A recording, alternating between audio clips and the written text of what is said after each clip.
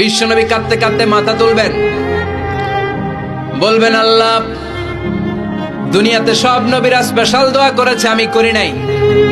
এবার আমি আমার স্পেশাল দোয়াটা করতে চাই, আপনি কবুল করবেন কিনা বলেন। আল্লাহ বলবেন, নবী কি আপনার দোয়া বলেন?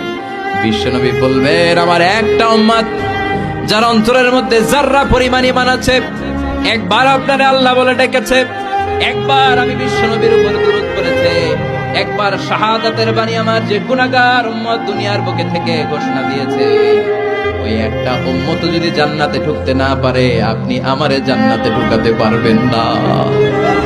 আল্লাহ বলবেন, সাল তুতা, সাল সাল তুতা, ওয়াশফা তুশাফা, শাফাত করেন নবী করেন, যার জন্য দোয়া করবেন আমি কবুল করে নেব।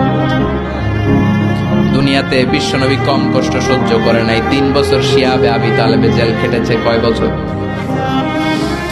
দুর্ভিক্ষের বছরগুলোতে বিশ্বনবীর পেটে দানা পানি ছিল না। কলিজার টুকরা হাসান হুসাইন কই মাছের মতো ছটফট করেছে, জামিনে ক্ষুধার জ্বালায় বেহুশ হয়েছিল। বিশ্বনবী যদি ওই স্পেশাল দোয়াটা করতেন, জান্নাত থেকে খাবারের বস্তা পাঠিয়ে দিত কে?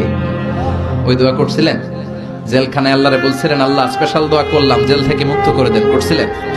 যুদ্ধের ময়দানে নিজের দাঁত ভেঙেছে, উহুদের ময়দান সাক্ষী, বিশ্বনবীর মুবারক রক্তে উহুদের ময়দান রঞ্জিত হয়েছে। সেদিনও বিশ্বনবী ওই দোয়াটা করে নাই। চিল্লায় বলেন ঠিক কিনা?